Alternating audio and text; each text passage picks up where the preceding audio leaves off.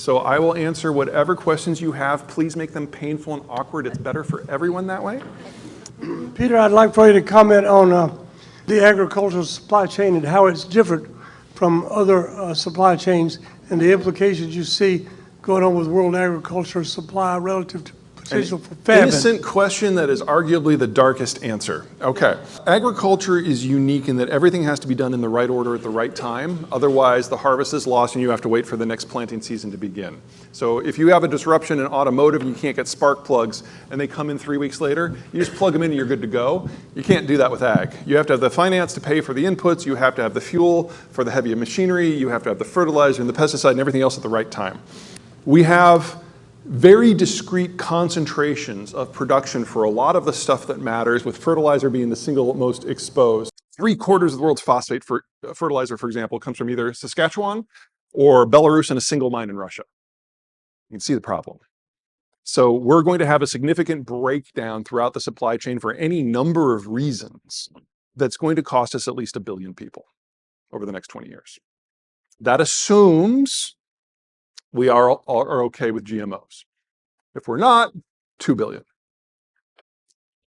There's not a way around that I can see at the moment. And every day that we've gotten into the Ukraine war where that system hasn't broken is a gift, because it provides a little bit more time for other producers to step in. So far, the 2 producers that have mattered the most are American chemical refiners, who are cranking out as much nitrogen fertilizer as they can, and the Saskatchewanians, which is just a fun word, but they're taking programs that were originally thinking to be 12 years for expansion. They managed to shrink it down to like 7 or 8 every little bit. What's the play to exploit mainland China's demise?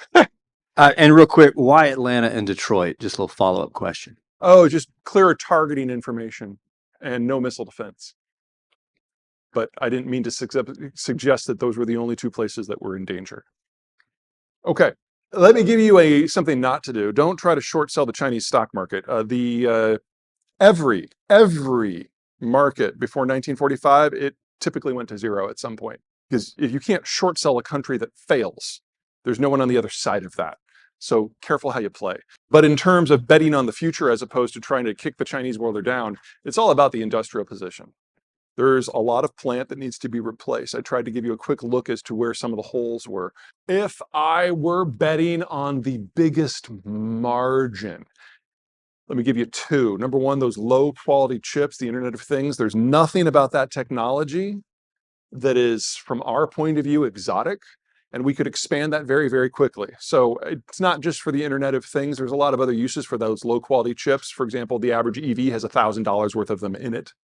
And we produce about 10% of the global total, Japan about 10%, China the rest. So filling that out is just a question of whether or not we're going to expend the relatively small amounts of capital and labor we have in order to build it out. But we know how to do that in less than 2 years. So that's the one.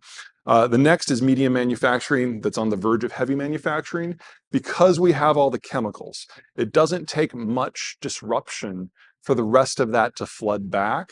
And anyone who gets in on that space before the break is going to have an outsized presence in the market for the remainder of at least a decade.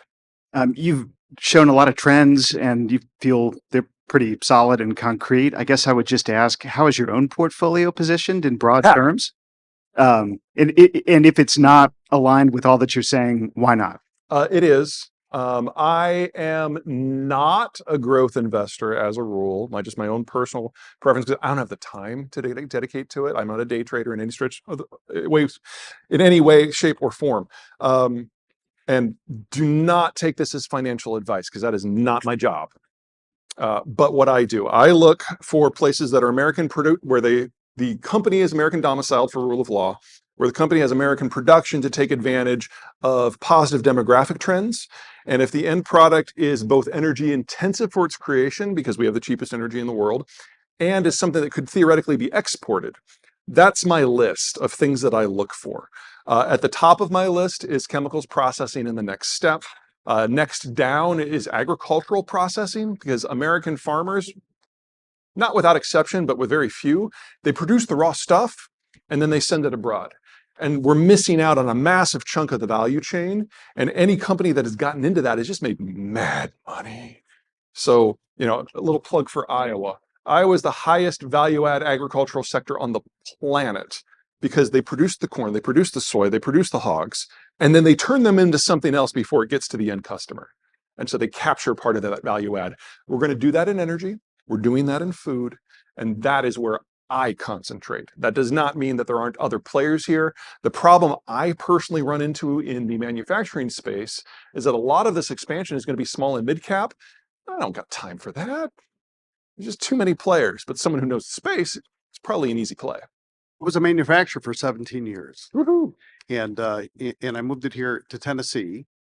And one of the changes that we saw over the last, let's say, less than a decade, were a tax structure that actually discouraged manufacturing here in the United States. Sure. Where we, at the end of the year, we'd count inventory and it would be a write-off because it was a liability. Yep. They changed it into an asset. During that time, 67,000 small manufacturers went out of business.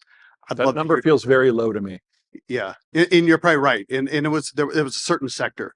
I'd love to hear your thoughts on that. Sure. So I mean, I would love for Congress and the U.S. government to be part of the solution here, but one miracle at a time.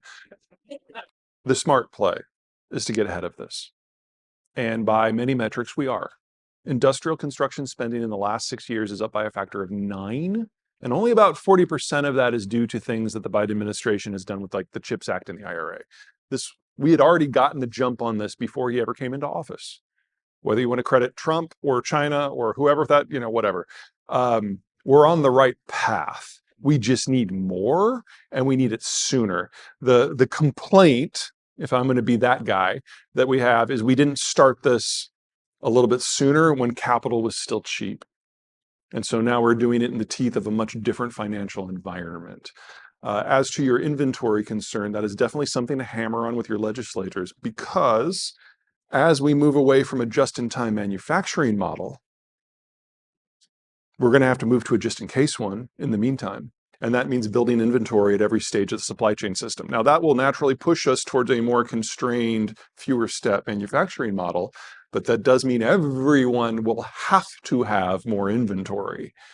And if we penalize that while we're trying to build out, you can do the math for yourself as to what that means for your business. So the more unified the business community is on a few specific things, the better. And the fiscal conservative me hates to say this, but if you're going to suckle at the government teat, now is the time. Because the investment capital that is going to need, it's not clear that the private sector by itself can do it. There's going to be a lot of money coming in from capital flight. And the question is, how do you capture that and redirect into something that's more productive than an empty apartment or a T-bill? And communities who can figure out how to do that are going to do better. What the foreigners are after is rule of law, something that pays a dividend, or something that has a hard physical asset before it. And community development bonds like scratch 2.5 of the 3 of those itches. So there are many ways that different communities, different states can play this. But everyone has to come up with their own solution.